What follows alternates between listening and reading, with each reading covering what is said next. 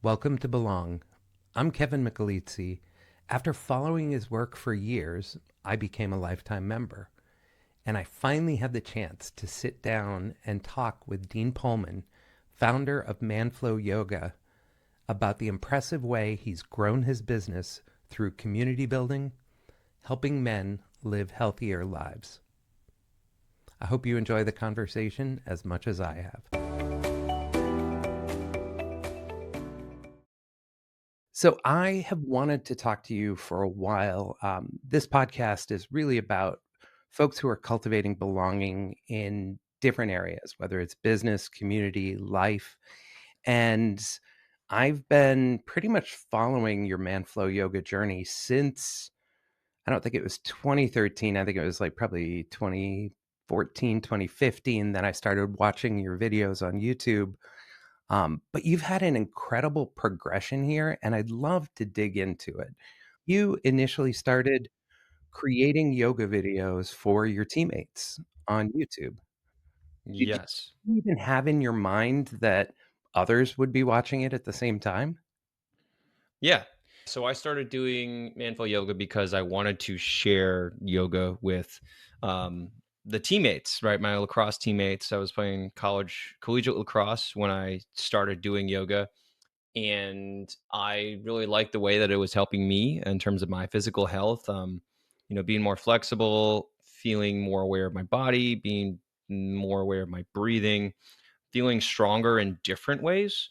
It made me feel a lot stronger, and I wanted to share that with my teammates. And I said, "Hey, let's go to a yoga studio," and they were like, "No, we don't want to go to a yoga studio." So, I mean, this is 2012. I think yoga was a lot different back then, and I think eh, at least when I was growing up with with high school sports and with collegiate sports, there's a very there's a strong desire to be masculine, and anything that was Right. feminine would you know you didn't want to do, or that just wasn't as like cool. So there was just resistance to doing yoga. And so I was like, okay, well, what if I upload some workouts to YouTube? And so I did that. I didn't really ask if they would do it. I don't know if anyone actually did it from the team, but I started uploading workouts to YouTube. And yeah, that was basically how this started, just because I thought, hey, yoga is a really good workout, but the way that yoga is being presented now, and the way that most yoga is, I mean, not just presented, but also how most yoga is, doesn't really resonate with a guy who's interested in working out. So I was like, Right. okay, well, I look the way that I do. I look like an athlete. I am an athlete. So, if maybe I can put out some videos that show people, show somebody who is athletic looking and has aesthetic goals that, some guys want, and maybe that will encourage more guys to do yoga. So that's how it started. Yeah. When did you realize though that your audience really wasn't, your teammates, it was others who were, looking to you now to help them on their fitness journey? Yeah, I mean, pretty quickly in. I think I was somewhat surprised to realize that, yeah, the guys who were doing the workouts weren't 22-year-olds looking to get jacked. Mostly it was guys who were in their 40s, 50s, for whom, the typical forms of exercise were out of reach. They had joint pain, they had back pain, they had knee pain. They were, slightly overweight or very much overweight, and they hadn't prioritized their health. And so these were guys who were trying to get back into a habit of being consistent with working out, or for many, working out consistently for the first time. And these are guys who also, just had not had to prioritize their health, but as they got older, they had, some of them had, maybe they had a scary conversation with their doctor where they were like, "Oh, okay, I can't keep doing what I'm doing, or I'm not going to live that much longer." Or they were realizing, "Oh, like, I'm kind of sick of being in pain." Um, and rather than being mad about not being in pain when I was 10 years younger, I'm going to do something about it. So pretty quickly on, I realized that the guys who I was helping were not, they weren't just different versions of me. Right. Yeah. Right, and then you moved from that from, engaging on the YouTube channel to actually starting a Facebook group, and that was, what, a couple years in? Yeah, I think I started the Facebook group, I would say relatively quickly. And yeah, at that point, I don't know if I had an actual product yet. I think I had been selling like one-off programs. Like I think I used this website called Gumroad way back in the day, and I created, a few workout programs. They were usually like 5 or 6 workouts, 20 or 30 minutes each. Some of them were longer, but that was like, yeah, that was like my main. Basically, I was, yeah, for a long time, I was also doing personal training, and I was doing group coaching, and I was doing one-on-one webcam training. And for a long time, I pretty much just used the money from that to throw into trying to create this online product. And it really didn't, it really wasn't a success until I launched a members area and an app in 2016. But up until that point, yeah, I had been trying to get people to interact within, a Facebook group. That was how I congregated people. And it took a really long time to get that Facebook group to the point that it was kind of self-sustaining, and it wasn't just me responding to comments, and it wasn't just me Right, trying to create conversations. And yeah, now we have a very active, very motivating, very supportive Facebook group. And I love the culture that we've developed there, because it isn't just about posting workouts and showing, hey, look, I did a workout, look at me, look at me. It's it's people who are supporting one another, and people who are realizing, I'm going through this really tough time with trying to get back into working out, and other guys chime in and say like, oh, me too. So it's really cool because we have developed this culture where it's very supportive. It's not judgmental. It's not focused on shame-based motivation. It is focused on, helping guys practice empathy, and the people on the receiving end of that recognizing, oh, like, this is normal. I'm on the right track. This is cool. right, right. If you think back to it, though, was there something specific or anything that you thought you wanted to get out of that Facebook community? Because you had already identified your YouTube audience was different Mhm. than what you had initially thought you would have. With that in mind, like, most people who are creating content just continue engaging on that channel. They don't create like a private group for members to or for people to join and engage. Like, Mhm. what were you hoping to accomplish with it? um I don't really know at the time. I think I wanted a place where people could. I think even back then, I knew that I wanted to develop a community. I knew that I wanted to create this sense of, I don't know if sense of belonging is the right term. I wanted to create a place where people could have conversations and, yeah, have community regarding the workouts, regarding, the health and wellness goals that I was trying to encourage with Manful Yoga. So I knew that I wanted to have a community, and Facebook was and is very popular. Um, and rather than just having YouTube comments, I created the Facebook group so that people could actually have discussions, and we could talk about things, and I could lead conversations based on things that I wanted to talk about that might not come through on the videos. So yeah. Yeah, and then when you launched your digital product and really started to bring a lot of the work you were doing together in that space, you included community components as well, like an ability for people to respond and engage. Yeah, I mean, the Facebook group is part of it. One thing I do like about what I did with the Facebook group is I restricted it to people who purchased products. So I think because of that, it has been and continues to be a really high quality group of men, and some women too. But we don't have people in there spamming the group with things, and it very. I can't remember the last time it happened. And people are very respectful if they do post anything that's non-manful yoga related. Like, they'll message me and be like, "Hey, is it okay if I share this diet plan that I came up with?" I'm like, "Yeah, sure, it's great." Right. You know. So yeah, like at this point, I'm not really concerned that people are going to share something and it's everyone's going to be like, "Oh, this guy's great. Let's go over there," and abandon manful yoga entirely. It's really about creating this supportive community where people can share things that have worked for them, and also share, "Hey, I'm struggling with this. Does anybody have any ideas?"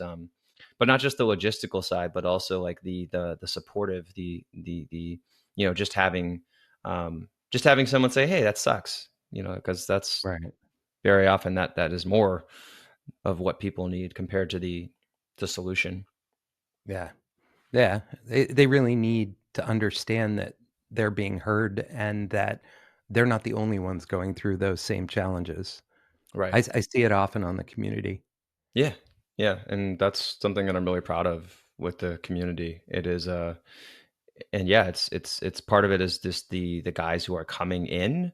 I mean, I would assume that I had some influence on that in the way that I responded, and just but yeah, I think there's also, it's really just the types of guys that we have coming in, and it is this community of men who are very supportive of one another. And yeah, there's not, you know, there's not the shame-based motivation. There's not the um I think it's just the type, I think it's just the guys who are who tend to sign up.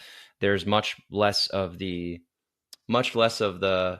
man, I had a terrible day and my wife left me and my dog died, but I still did my workout.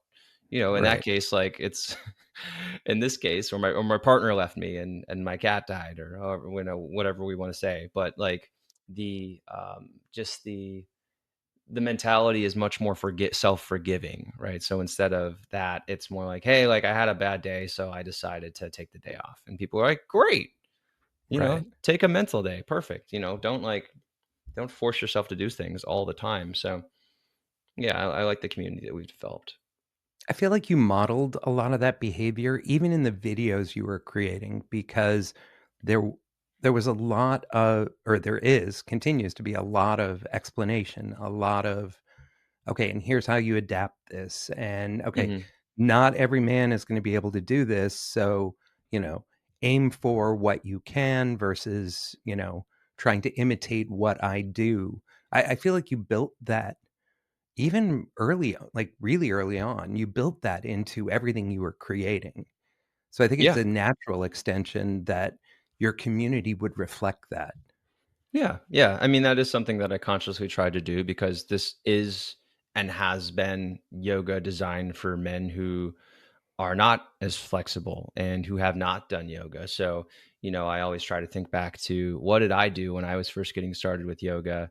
How did I modify? And, I've up until I started doing pretty much everything online, I worked with a lot of guys, and I learned, like, oh, okay, like, this is your body. This is how we're going to modify this, and this is how we can make this pose work for you. So, and that's also something that kind of distinguishes manful yoga from every other type of yoga. It's like, hey, no, the expectation is that you are not flexible. And so we're going to start with Right. that, instead of saying, reach down and touch your toes. And if you can't quite do that, then stack 3 blocks and find another yoga class. I don't know. But like, the point is that I recognize who I'm working with, and those are the guys that I want to work with. And so I make, the technique guidance aimed at them. Right. Right. And to me, it felt like a natural extension because you moved from, just focusing on building that community to even launching a podcast called the Better Man Podcast. Did you see Yeah. that as a natural extension? I didn't know. I mean, I don't think I thought that I would start a podcast a few years ago. I saw it as a complement to what I was doing with Manful Yoga. I was doing a lot of the, hey, here's physical fitness. And, my whole thing with Manful Yoga has been, this is yoga for fitness. I don't integrate the emotional components, or I don't integrate a life advice component to the workouts, because for me, working out has always been a physical fitness experience. It has been, hey, what exercise am I doing? Cool. How do I do it properly? Cool. What should I avoid? Okay. How should I make this better? It's always been, I grew up an athlete. So, like, the experience of me going into a yoga studio and having it be a semi physical fitness, semi spiritual thing, I was like, cool, but like, that's not for me. Working out has always been working out. It hasn't been it wasn't what they were trying to explain it to me as in yoga studios. That's another reason kind of why I created Manful Yoga to make it the physical fitness workout. Um, but I say all of that because I felt like I was getting the physical fitness component with Manful Yoga, but I was also and still am very interested in the other components. I'm very interested in overall self development, part of that being physical fitness, but physical fitness is really just an enabler. Physical fitness enables you to have the energy and the vitality to be able to do the things that you want to do. But on the other side of that, you have to do those things, right? It's not just about working out and reaching a certain physical fitness level or looking a certain way in the mirror. It's about working out so that I can address these other aspects of my health. So I can work on my mental health. I can work on my emotional wellness. Um, I have the ability to deal with anxiety and stress. And so I started the Better Man podcast as a way to complement physical fitness, right? And so that was where I talked more about getting into, let's talk about your darkest moments and how you came out of that. How did you become stronger as a result of that? And what are some aspects of our health that we tend to ignore? And what do we ignore as men? How do we gaslight ourselves? And so it was a way to explore that other aspect of wellness and self-development that I wasn't doing with the workouts. Right. Right, and you I feel like you consistently incorporate everything that's going on because now that you're looking at kind of the next era or the next generation of the work you're doing, so building on top of Manflow Yoga and the podcast, you're Hmm. now building, Manflow Engage? Is that the Hmm. right. So Yeah. you are now building another program that is really community based. And I loved even from the beginning of it, you started doing calls with members of the community. I remember like I was a subscriber and then became a Hmm. lifetime member. And I remember you reaching out and saying, here's what I'm working on. I Yeah. want to talk this through with members of the community and really start to understand it and turning that community aspect into part of the product Hmm. or into a product that you're offering. I love when did you kind of see all of those coming together? I don't know if there was an exact date when I saw it all coming together. I think I saw it as kind of a natural extension of the Better Man podcast, where I wanted it to be like this holistic wellness focused platform where we could talk about everything. And that was the first launch of Engage, and that was Engage 1.0 or beta 1.0, and it was actually kind of a bit of, I would call it more of a flop. It really Okay. wasn't well received. It was for it wasn't really well received. It didn't have a lot of the things that the version 2.0 had. It was more focused on live calls that I would do once per week, and it didn't. It just yeah, it promised too much and it really didn't deliver that much. And what I thought would be organic conversation happening, you know, that would be prompted by its participants, that didn't happen. And so it didn't really become what I wanted it to become. And then we kind of went back to the drawing board. We came up with beta version 2. We focused much more on creating opportunities for other people to interact with one another. So we had things like, we have things like watch parties where you watch a workout together. We have a Friday happy hour. We have open group coaching calls. So we brought on Manful Yoga coaches to have conversations about motivation and consistency and about nutrition and about integrating yoga with other workouts. Um, and so it was a way for people to have community around these themes that people were interested in getting deeper on. We had a monthly wellness theme, um, and I say past tense because we're actually phasing out Engage Beta 2. This is going to be the last, as of this recording. We're in November right now, so this is going to be the last month. We haven't made the public announcement yet, but I'm assuming that this podcast episode isn't going to go live until at least a couple days later. Um, so yeah, we're phasing it out It will just be after. because it will be after. Okay, cool. Yeah. Yeah. So yeah, I mean, but we've learned a lot, and we want to be able to take some of what we've done with Engage into the manful yoga community on a larger scale. So, yeah, I mean, behind it, there is this desire to create a more engaged community. And yeah, just the current iteration didn't play out the way that we wanted it to, and so we'll go back to the drawing board and we'll figure out how to do it differently. Right. And the beauty Yeah. of it is you have a community to build from. You know, you have put so much time and energy into cultivating your community Mhm. that I would say you're in a better position than most people trying to do the kind of things you're trying to do because they're trying to start from 0 and you're starting with an already engaged, already excited community who wants more, and it's just a matter of figuring out what that more looks like. Yeah, for sure. Yeah. I love it, Dean. Like, I just watching that whole journey that you've been on has been incredible to watch because I think a lot of fitness creators and other creators, they're focused on what am I producing? What am I putting out there? And then they just look at the stats and they like I remember you responding to random questions all over the YouTube videos, which I'm Mhm. assuming when you weren't even making money from it, like that was a lot of your time. Yeah, I mean, but I kinda saw that as my job, so I didn't really think of it as, like, I just saw it as I always saw it as, I'm gonna create an engaged following, and we'll see what happens from there. But yeah, I mean, it was always, it always felt like it was worth it. And then you talked a bit about doing coaching. You talked about doing, calls with people one-on-ones. Um, yeah, I mean, from one perspective, it's, from a purely business perspective, it's also a really great way to actually figure out what do people want and what are the objections in real time. And so, you know, I do it because it's also really good for community building, but it's also the best way to learn what people want and what they're Right. excited about and what they're just kind of meh about. And so, we actually got a significant amount of people to sign up for Engage just by me doing those one-on-one calls. Totally not scalable. Like I can't just do, you know, 100 calls a week for however long and then expect that to be how we get new people to sign up. I mean, I guess I could if it was like a lot more expensive, but at like 30 or $50 a month, it's not.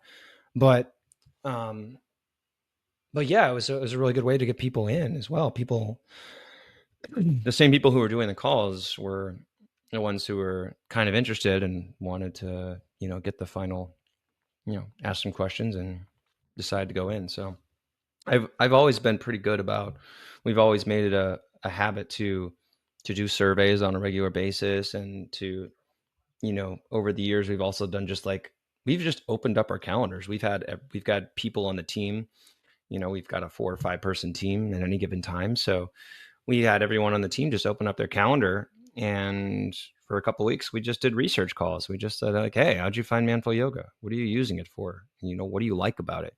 And so we've done those, so we have a pretty good idea of who our customers are and what they like and what they struggle with. So yeah, it's just been, Engage was trying to figure out, okay, does this version of a product help people with these goals? And it just didn't do as well as we wanted it to. So, back to the drawing board and figure out how do we continue, how do we enable people to do what they physically want to do for as long as possible, to have a high quality of life and live independently for as long as possible? Not how do they live as long as possible, but how do they live a high quality life for as long as possible? And the main way that we do that is through these workouts and programs and videos, and yes, offering some community options. But so we're trying to figure out, well, what are the ways that people are going to want this support? And that's where, talking with people directly is really helpful. Yeah. Yeah, I mean, I think you and the team do an amazing job of listening, ensuring that people feel seen, ensuring that they feel heard and understood, and you're always I feel like you're always responding to that, Whether it's suddenly, they get a Monday email and Dean has released a new video addressing whatever topic people have been bringing up. Mhm, I feel like that's just incredibly common in your space, like in Manflow Yoga, mhm. and I feel like it's validating for folks in the community. Yeah, I mean, you know, I think you can look around and not everyone does that, and I understand why, because it's really time consuming. It's time consuming to do that. It takes energy, and there's there's inflation, there's people are not spending as much money, and so, like, the focus can shift to, like, "Crap, how do we get more customers?" And you can it's easy to forget to nurture, your existing community and to pay attention to those people. So, I've always tried to remember that the community is the most important part of Manful Yoga, and so I want to know, what are you guys struggling with? And hey, it looks like there's some pretty common challenges here. That's the other thing. Like, if one person has that challenge, then other people are going to have it. Right. That's that was the whole that concept was the whole idea behind creating Manful Yoga. Hey, if I like yoga and I want to do it in a certain way, then there are other men who are going to want it like this too. So, um, yeah, Yeah. No, I mean, I think it's fantastic. Just thank you. the way all of this comes together, the way you drive it. I think part of it is your mindset. I've noticed you bring a certain amount of vulnerability to what you do, whether it's the Mhm. podcast or even within the community. It's not I am the fitness expert and I am the perfection you need to pursue. It's I am a real person and my challenges may not be the exact same as yours, but I still have challenges too. Even talking about, after being sick, giving yourself the grace, giving yourself the time to recover before you dive back in. I mean, those Mhm. kind of things I feel help the community see you as a person and feel more connected, feel more, accepted. Yeah. I mean, I think the more that I practice vulnerability, the more it's done for me. I think the more willing I am to be uncomfortable and put myself out there with something that I might not be received well for, the more it's help me connect with other people, and that's consistent with the Manful Yoga community. That's consistent with my relationship with my wife, with my partner, um, with my parents, with my siblings. The more that I can lean into the things that I'm uncomfortable to say, the more helpful that has been. And in the context of me being the fitness expert, me telling people, hey, like, yeah, dude, like, I miss my workouts, and sometimes I fall off the wagon, and sometimes I only do yoga 2 or 3 times a week, and I'm doing more weightlifting than yoga right now. Or I used to walk every day for an hour, and now I'm only doing it like 10 minutes a day. Or just telling people the truth that I go up and down with my fitness, and that's normal. I think it helps normalize it for other people. I think there's a lot of the all or nothing perfectionist mentality that says that if I don't do everything that I planned on doing, then why do it at all? And yeah, I mean, what's been a really cool shift is when you see people who have been consistent with fitness enough that when they do get off track, they don't look at the future as, oh man, well, am I going to do my workout program or not? They look at it like, oh, I'm getting back into it. I'm just, I'm just, I'm getting back into it. It's not a question of whether or not I'm going to do it. It's just I'm, I'm easing back into it. So I think that's a really cool shift, and that happens by normalizing this experience of you're not perfect all the time, and you're going to miss things, and life gets in the way, and your workouts are not the most important thing, and we all get sick, you know Yep. and thanks to 2020, now we have this really cool flu that goes around that not only makes you sick for a few days, but also, like, takes you out for a month physical fitness wise. So people are going to have maybe even more of these periods of not working out and not doing what you feel like you want to do, and having to start at a level that you didn't think you'd sink to. And so it's, Right. yeah, normalizing that. Yeah. So moving forward, like what's your vision? I mean, you have such a community-driven business. Like what's your vision? What would you love to see happen in the next couple years within the community? I think depth. I think that's what I wanted. That's what I really wanted to create with Engage. I wanted to create more depth of experience. I wanted people to be able to connect on a deeper level. I wanted people to be able to connect more frequently. I wanted it to be, instead of just text and forum based, which is the Facebook group, I wanted there to be video calls. I want there to be people reaching out to one another. I want there to be challenges that happen outside of Manful Yoga workouts. Like, hey, we're going to be doing like a reading challenge, 20 minutes a day. Who wants to join? Or, right now in Engage, for example, we have a weightlifting group.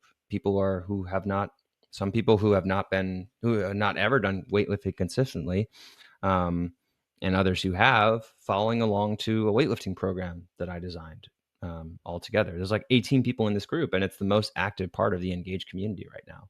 So it's about depth of experience and going beyond just yoga, recognizing that the goal is to help people live healthier lives, to do what they physically want to do for as long as possible, to be able to be consistent with their workouts, to be able to have healthy eating guidelines, and to make all of this as easy as possible, to make this is just a normal part of their life. Like, living a healthy life is just something that we do as a community, and it's doesn't feel forced, and it feels fun, and it Right. feels enjoyable. And so that's not just yoga, that's all the different things that go into it. So that could be me sharing lots of other things that I do. Um, with Engage, it's been bringing in and shifting these coaches into Manful Yoga, bringing in coaches who can complement me, and me not be the only person in front of the camera, me not be the only person in the members area, but have these other experts that people can rely on, and to hear different perspectives, and to be able to actually interact with people. Because as much as I'd love to clone myself and just everybody gets, you know Dean as their personal coach and motivator, that's, it's not realistic. So getting people more support, and figuring out, like, what does that look like, and how do people want that? And yeah, so it's depth. Yeah. This is awesome. Is there anything I haven't asked you about Manflow Yoga, about Engage, about the community that you wish I had? No, I think you touched on the vulnerability thing well. I think for me, I realized that, I don't know if uh I don't know if saying this makes me sound like an asshole, or it makes me sound, I don't know. I don't know how it might make me sound, but for me, I've realized that vulnerability is a superpower. Like, in my own personal experience, in my life with Manful Yoga, and also in my own life. And I actually got a tattoo in the beginning of this year. It's not, you can't see it very well, but it's a Black Panther, and to me it means courageous authenticity. And part of that is expressing the things that I feel uncomfortable to express, because over and over in my life, me being vulnerable and expressing things has always led to better outcomes. So, um, yeah, I think that's crucial for community. I think, yeah, if you're just putting out an inauthentic message, I think people pick up on it. Oh, Um, definitely. I think the subconscious. I mean, I've even thought about, like, the things that I don't say, and recognizing, oh, like, I don't talk about money in Manful Yoga or on the podcast, but I guarantee you that people who listen, like, probably have similar beliefs about money, because, like, subconsciously it just comes through. So, like, there are things that are not only consciously conveyed, but the things that are not conveyed are also subconsciously conveyed. So, um, I think that it's, for some people, it is easy to be bullshitters and to be heard, right? It's we're pretty easy to see that that's happening in the world. But I think it's also, the people who can pick up on that, they're like, wow, people are falling for that. And yeah, I think, I try to be who I am and as unapologetic for that as possible. So, I mean, that's something I'm still figuring out. I think there's a lot of things that I'm scared to say and things that I just know have to be off topic. But like the things that I think people can relate to and the things that I think people can benefit from in terms of vulnerability and, saying unspoken things. I think those are the things that I try to do to create community. Yeah, and it's a journey. I mean, it's a choice every time you have a conversation. Um, yeah, I love this, Dean. Thank you so much for doing this call. Yeah, you're welcome, Kevin. Thanks for having me on.